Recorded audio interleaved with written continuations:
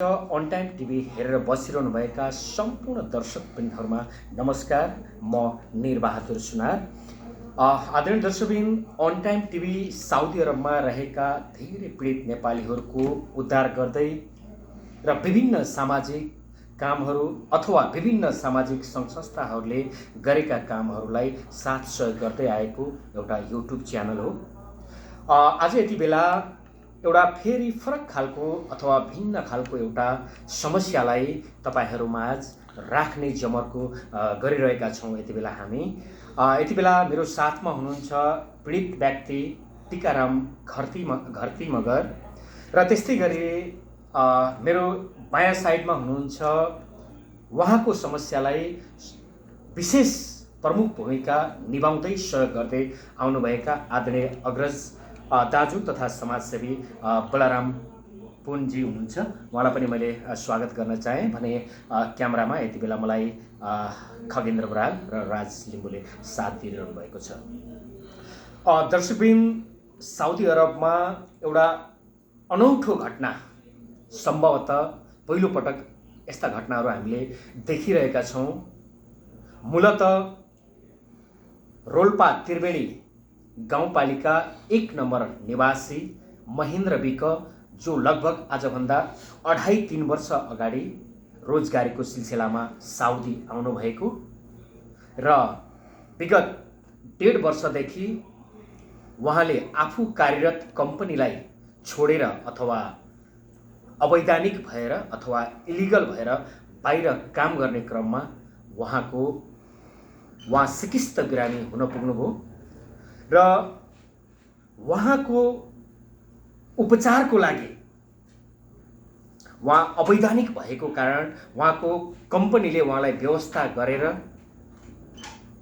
र त्यही बिरामीलाई सहयोग गर्ने हेतु मेरो दायाँ हातमा बस्नुहुने टिकाराम घरती, जो अत्यन्तै मिजासिला र समाजसेवी व्यक्ति हुनुहुन्छ, उहाँले महेन्द्र विक, जसलाई अस्पताल लानुभयो र अस्पतालमै अचानक उहाँको मृत्यु हुन पुग्यो र उहाँको मृत्यु पश्चात भएको समस्या लगभग साउदी अरबको 55,000 भन्दा बढी रियल उहाँको उपचारमा खर्च भएको र उक्त उपचार खर्च निज मृतक भइसकेको र निजको कम्पनीले कुनै पनि जिम्मेवारी नउठाएको कारणले आज टिकाराम घरती मगर, जसले बिरामीलाई लिएर अस्पताल जानुभयो, उहाँ आफैलाई अस्पतालले बिना बिल बुझाए सबै उहाँ नेपाल जान बन्द गरिदिएको छ। धेरै समस्या भएर बसिरहनु भएको छ। अत सबैभन्दा पहिला म उहाँसँग नै पीडितसँग नै केही कुराहरू सोध्न चाहन्छु। पुनः स्वागत छ टिकाजी। नमस्ते। खासमा भएको चाहिँ के हो, एक्ज्याक्टली घटना कसरी सुरुवात भयो र यहाँसम्म आइपुग्यो, त्यो बारेमा अलिकति जानकारी गराइदिनु प्लिज। बिरामी पनि भएको थिएन रहेछ, हल्का पेट दुखिरहेको छ भनेर भन्यो मलाई दिनमा कल गर्दाखेरि। अनि औषधि लिएर खानु भनेर भने मैले अनि सुरुमा। अनि त्यसपछि उसलाई के भयो भने चाहिँ औषधि लिएर खाएपछि केही निको भएन दाइ, जानु पर्यो हस्पिटल भनेर भन्यो। म ड्युटीबाट आएपछि उसलाई चाहिँ हस्पिटलतिर लगेर गएँ म आफै। अनि लिएर जाँदाखेरि ऊ चाहिँ बिरामी पनि थिएन, केही पनि थिएन उसलाई, होइन, नर्मल थियो, मसँगै हिँडेर गएको हो, होइन। अनि पेट दुखिरहेको छ, पेटमा अलिकति दुख्छ भनेर भनिरहेको थियो। अनि मैले सोचेँ कि औषधि लिएर दिन्छु अनि त्यसपछि निको भइहाल्छ होला भन्ने हिसाबले मैले हस्पिटल लगेर गएँ। हस्पिटलमा माग्यो, आइडी माग्यो उसँग, इलिगल भएको कारणले उसँग आइडीहरू केही पनि थिएन।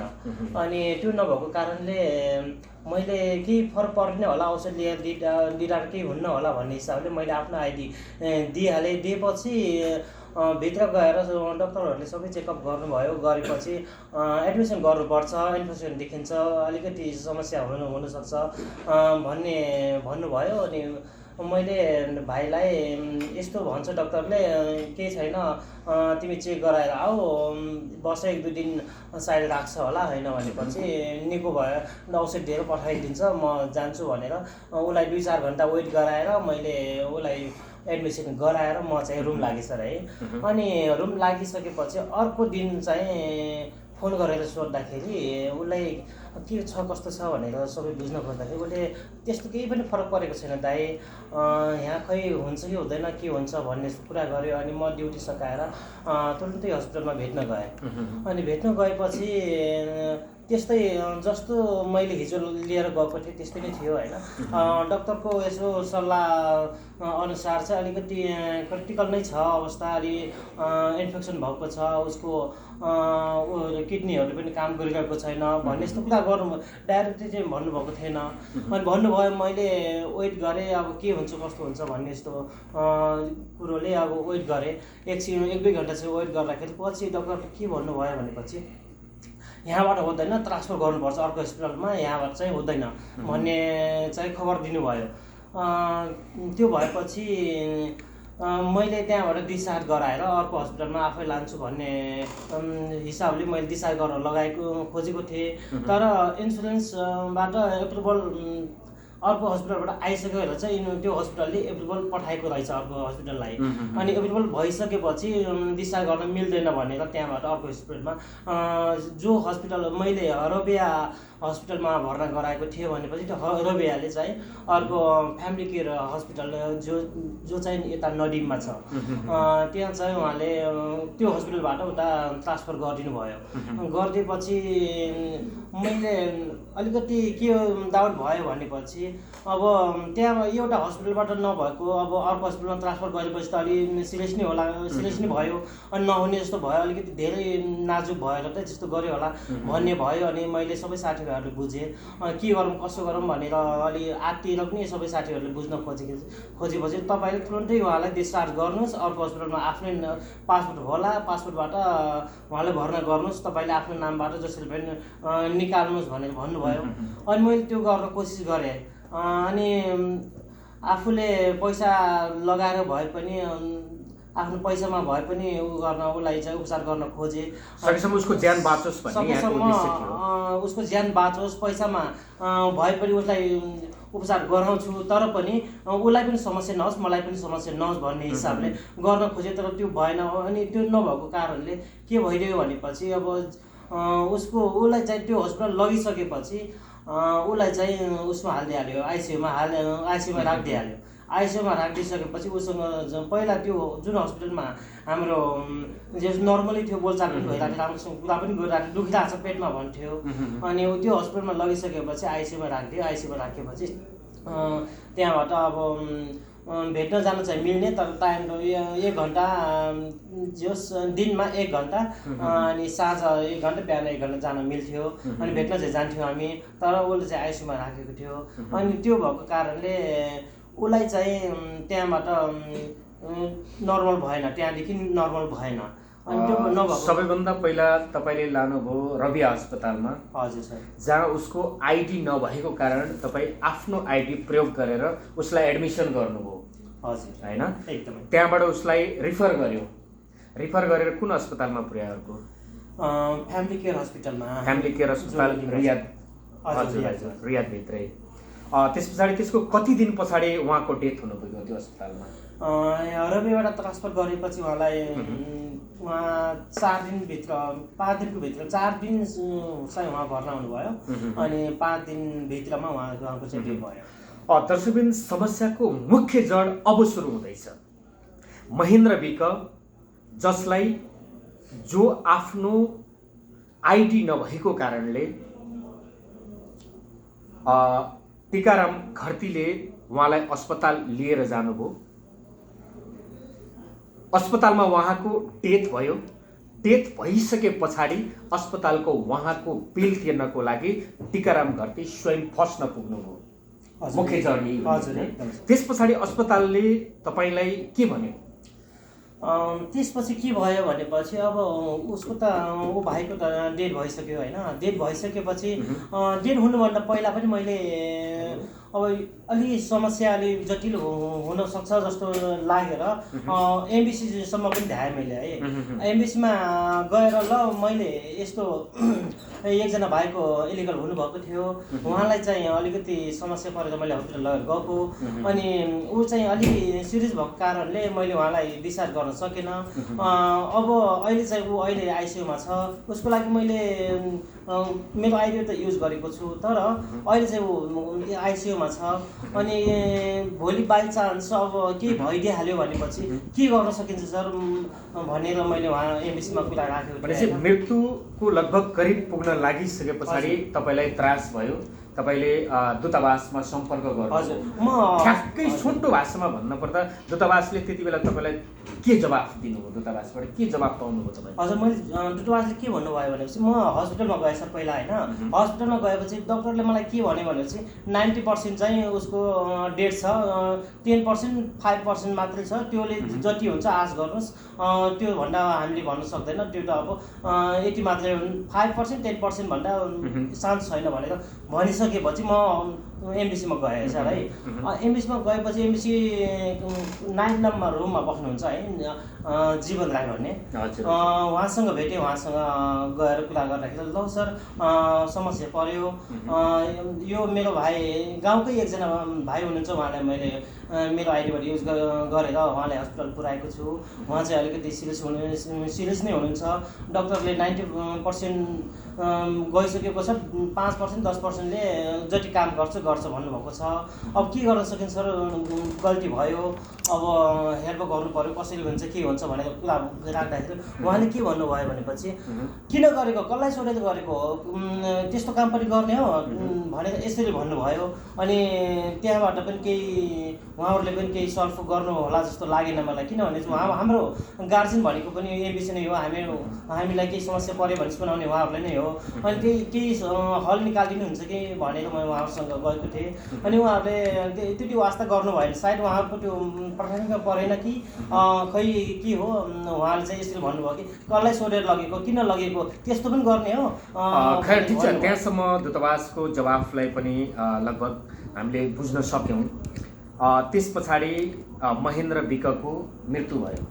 हजुर मृत्यु भयो। मृत्यु भइसके पछाडि उहाँको उपचारको लागि कति बिल लागेको थियो? सम्भवतः तपाईँहरूको यहाँ एउटा पेपरमा पनि छ होला। हजुर सर, यो त्यसपछि मृत्यु भइसकेपछि मैले सबै साथीभाइहरूलाई अनि इन्फर्म गरेको थिएँ होइन। अनि यो एउटा अन्तर्राष्ट्रिय लोकपाल सेवा समाज भन्ने संस्था पनि हुनुहुन्छ होइन, उसमा संयोजक सञ्जीव थापा हुनुहुन्छ अध्यक्ष होइन, अनि दिलाराम ओली हुनुहुन्छ उहाँ हाम्रो यो अहिले समितिको संयोजक। ठिक छ, यो विषय आउँछ। त्यस पछाडि ठ्याक्कै तपाईँलाई उक्त मृतकको अस्पताल खर्च 55,117 साउदी अरबको रियल होइन त? हजुर सर। दर्शकबिन हामीले अनुमान गर्न सक्छौँ 55,117 रियल भनेको लगभग 55,917 रियल भनेको सम्भवतः नेपालको 17-18 लाख रुपियाँ भेट्न जान्छ।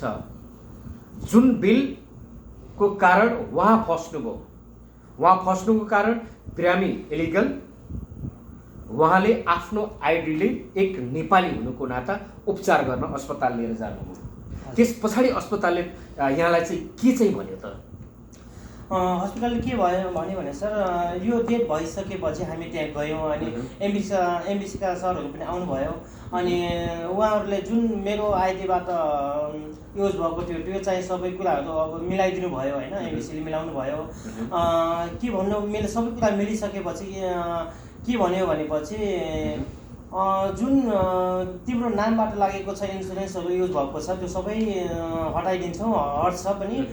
र यसमा लागेको जुन उसको महेन्द्र विकको लागेको खर्च अहिलेसम्मको उपचार खर्च 55,917 रुपियाँ आएको छ, यो चाहिँ तिमीले दिनुपर्छ भनेर हस्पिटलले मलाई भन्यो। अस्पतालले तपाईँसँग त्यो पैसा माग्यो? हजुर माग्यो। अनि त्यो कुरा गर्दाखेरि अब यो नदिन सकेको खण्डमा के गर्ने त भनेर भन्दाखेरि अब यति पैसा दिन्न भनेपछि हामी पुलिसलाई ह्यान्डओभर गर्छौँ भनेर भन्नुभयो। अनि त्यसपछि हामी त्यहाँबाट हस्पिटलबाट निस्क्यौँ सर। निस्केपछि अहिले यो रोल्पाली सेवा समाज अनि सबै साथीभाइहरूसँग कन्ट्याक्ट गरेर अहिले चाहिँ सबै साथीहरूले केही सहयोगहरू उठिरहेको छ। त्यहाँ फेरि फर्केर आउँछु म। अस्पतालले 55,917 रियल कि दिनु पर्यो, होइन भने हामी पुलिस केस गर्छौँ हजुर अहिले भनिसक्यो। अनि त्यसपछि भनेपछि अस्पतालले त्यस पछाडि तपाईँलाई पुलिस केस गरे कि गरेन? त्यो भनिसकेपछि हामी त्यो बेलामा हामीले क्यास लिन सक्ने सम्भावना पनि थिएन अनि लिन पनि सकेनौँ। अनि त्यसपछि हामी कन्ट्याक्ट गर्छौँ भनेर त्यहाँबाट आयौँ, निस्किसकेपछि त्यसको ठ्याक्कै 1 हप्तापछि चाहिँ केस गऱ्यो। केस के गर्यो भने सबै 55,917 रेल चाहिँ तैँले दिनुपर्छ भनेर केस गरेको छ। अनि त्यो केसमा सबै अब एयरपोर्टहरू पनि ब्लक गरेको छ, सबै कुराहरू ब्लक गरेको छ। भनेपछि अहिले तपाईँलाई यो 55,917 रियलको केसले एयरपोर्ट ब्लक भइसक्यो। तपाईँ यसको अर्थ दर्शकबिन साउदी अरबमा एयरपोर्ट ब्लक हुनु भनेको कोही पनि नेपाली लिगल वेबाट नेपाल आफ्नो घर परिवारसम्म पुग्न सक्दैन। जबसम्म साउदीको कुनै पनि कानुनले प्रमाणित गरेको केस हुन्छ तबसम्म कोही पनि नेपाली यहाँबाट बाहिर हुन सक्दैन। भनेपछि त्यस पछाडि यतिसम्म घटना पुग्यो, तपाईँलाई पुलिस केस पनि भयो, एयरपोर्ट ब्लक भयो, होइन? तपाईँ आफू त कम्पनीमै हुनुहुन्छ, ड्युटीमा हजुर। मलाई कम्पनीले के भन्यो भनेपछि तँलाई अब के समस्या पर्छ भाइ त जानुपर्छ भनेपछि जा अहिले चाहिँ ड्युटी जोइन गरेर के भनेको छ सर। अहिले म ड्युटी कम्पनीमा छु। अनि के भयो भनेपछि कम्पनीको मान्छेहरू पनि जानुभएको थियो। अनि त्यो बेलामा के भयो भनेपछि त्यो हस्पिटलले कम्पनीले दिन्छ भन्ने यस्तो कुरा गर्यो होइन। गरेपछि कम्पनीले के भनेपछि अर्को मान्छे मरेको छ, अर्को मान्छेको यहाँ खर्च मेरो कम्पनीले किन दिन्छ भन्ने कुरा। महेन्द्र विक र यहाँ चाहिँ एउटै कम्पनीको होइन, ऊ चाहिँ कम्पनी पनि अलगै हो। भनेपछि यहाँले आफ्नो कम्पनीमा पनि इन्फर्मेसन गर्नुभयो, तर यहाँको कम्पनी कुनै पनि एङ्गलबाट मानवीयताको नाताले जिम्मेवार हुन सक्छ, तर सैद्धान्तिक रूपमा अथवा कानुनी रूपमा उसको कुनै पनि जिम्मेवारी चाहिँ रहँदैन। उसले तपाईँको कम्पनीले उसलाई यो तपाईँको समस्यालाई नहेर्नु, तपाईँको कम्पनी आफ्नो गलत पनि छैन। म एकैछिनमा फर्केर आउँछु यहाँसँग।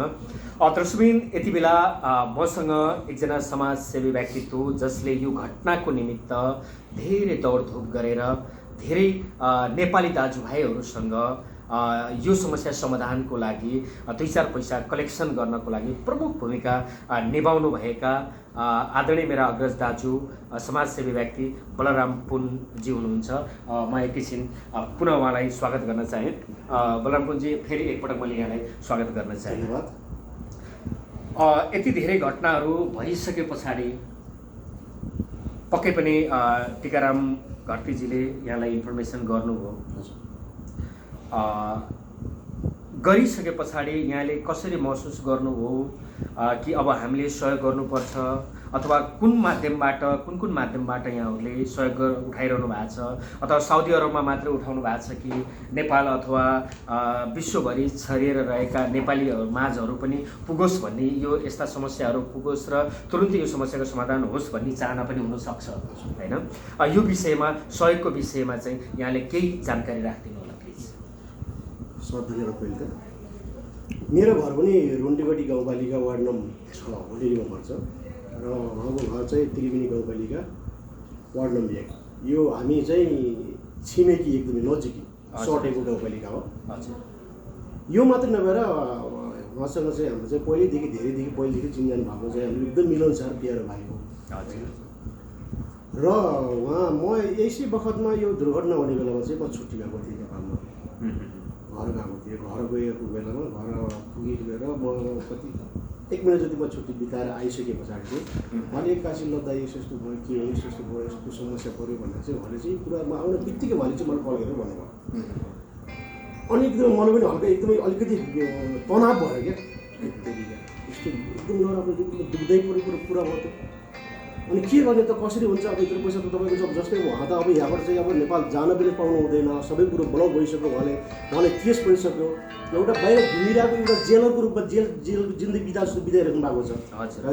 एउटा गाउँघरको साथी मात्रै नभएर नेपालीको भावनाले पनि हामीले चाहिँ उहाँले सहयोग गर्नुपर्छ भन्ने सोचले चाहिँ मैले उहाँलाई चाहिँ तत्कालै अब सामाजिक सञ्जालहरूबाट चाहिँ हामी गरौँ, साथीभाइहरूले गुहाएर हो, हामी एउटा रोपा जीवन सेवा समिति छ, उहाँले चाहिँ गुहार्यौँ होइन, सबैले चाहिँ साथीभाइले चाहिँ गरिसकेपछि यो हाम्रो सहयोग गर्ने क्रम अब मैले पनि मेरो आफ्नो तर्फबाट मैले जति सक्दो मैले गरि पनि रहेको छु होइन र साथीभाइहरूले पनि गुहार मागिरहेको छु ल गरिदिनु पऱ्यो साथीहरूलाई चाहिँ उहाँले चाहिँ जति हुन्छ सहयोग गर्नुपर्छ किनभने यो घटना भने कसरी उहाँले जानी गरेको घटना होइन नि त उहाँले त कसैको सेवाको लागि कसैलाई परेको दुःखलाई चाहिँ उहाँले चाहिँ होइन यस्तो दुःख परेकोलाई चाहिँ सहयोग गर्नुपर्छ भन्ने उहाँको सहयोगी मन सहयोगी भावनाले एकदमै यो काम अगाडि बढाउनु भएको थियो उसले चाहिँ उपचार होस् उसले निको होस् भन्ने सोचले एकदमै तर कारणवश यस्तो खालको दुर्घटना भयो उहाँ आफै फस्न पुग्नु भयो त्यो भावनाले उहाँको परिवारले भनौँ भने पनि विचार उहाँ त डेढ भइसक्यो उहाँ मरिसक्नु भयो उहाँको घर परिवारलाई कतिको पीडा छ के छ भन्ने कुरो त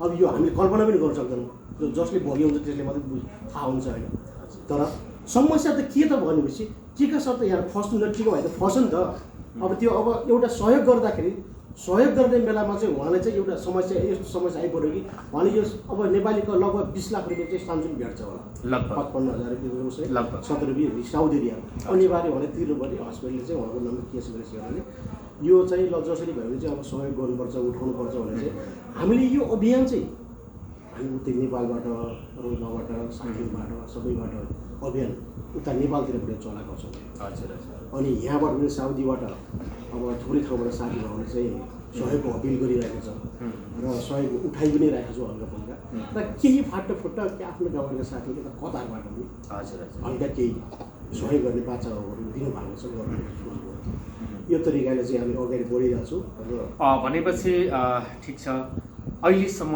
लगभग कति जति पैसा कलेक्सन भइसकेको छ एक्ज्याक्टली तथ्याङ्क नभए पनि अनुमानित तपाईँहरूसँग कुनै डाटा के छ एक्ज्याक्टली कलेक्सन कति भएको छ भने हामी हिसाबले टोटल चाहिँ गरेको छैन तर एक्ज्याक्टली कलेक्सन अनुमानित लगभग 25 जति त पुगेछ होला है 25,000 रियल 25,000 रियल भनेपछि लगभग आधा अवधिमा हामी गइसकेका छौँ किनभने अहिले यति बेला उहाँसँग पनि 55,917 रियल कुर्बानी गर्न सक्ने हैसियत छैन किनकि हामी सबै एउटा साधारण कम्पनीमा काम गर्ने एकदम 100% मैले फेरि एकछिन बलराम पुन्जीलाई रोकेर म फेरि यता टिका घरतीजीसँग म जान चाहन्छु दर्शकबिन वास्तवमा भन्ने हो भने यो समस्याको समाधान गर्ने निकाय नेपाली दूतावास हो जो यो घटनामा एक हिसाबले गैर जिम्मेवार भएर बसेको हामी देखिरहेका छौँ किनभने स्वयं पीडितले भनिसक्नु भएको छ कि यसरी मलाई समस्या भयो भनेर जाँदा यो काम किन गरिस् भनेर भन्नु भनेको त्यो आफैमा एउटा सोचनीय प्रश्न हो किनभने टिका घरती मगरले यति मात्रै गर्नुभएको थियो एकजना बिरामी नेपालीलाई अस्पताल लगेर उपचार गराउने क्रममा जो बिरामीको आइडी नभएको कारणले उहाँ अथवा अझ सिधा भाषामा बुझ्ने भाषामा भन्दा उहाँ कम्पनी छोडेर इलिगल भएर काम गरेको कारणले उहाँसँग साउदीको अकामा नभएको कारणले उहाँ अस्पतालमा उपचार हुनै नसक्ने स्थिति भएको कारणले गर्दा उहाँले टिकाराम घरतीजीले चाहिँ उहाँलाई उपचारको लागि अस्पताल लानुभयो र आफ्नो आइडीबाट जोइन गराउनु भयो जसको कारणले गर्दाखेरि उहाँको बिल नतिर्दा उहाँ आफै फस्नुभयो दूतावासले पनि उहाँलाई त्यस्तो खास विशेष सहयोग गरेन जसको कारण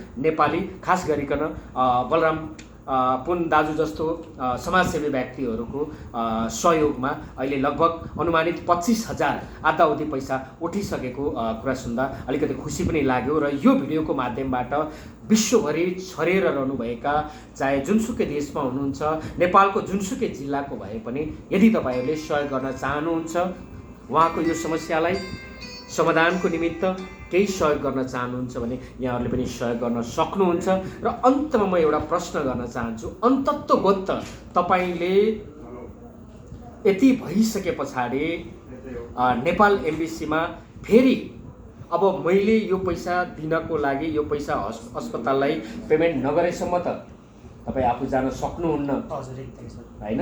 हजुर अब एमबिसीले हामी यो पैसा त हामीले दिन एमबिसीले दिने भए त दिइहाल्थ्यो पक्कै पनि हजुर होइन। हजुर एमबिसीले के भन्नुभएको थियो भनेपछि पैसाको फाइनेन्स बारेमा हामी गर्न सक्दैनौँ अनि यो पैसा चाहिँ अब केस हालिसकेको छ भनेपछि तपाईँले तिर्नै पर्ने हुन्छ।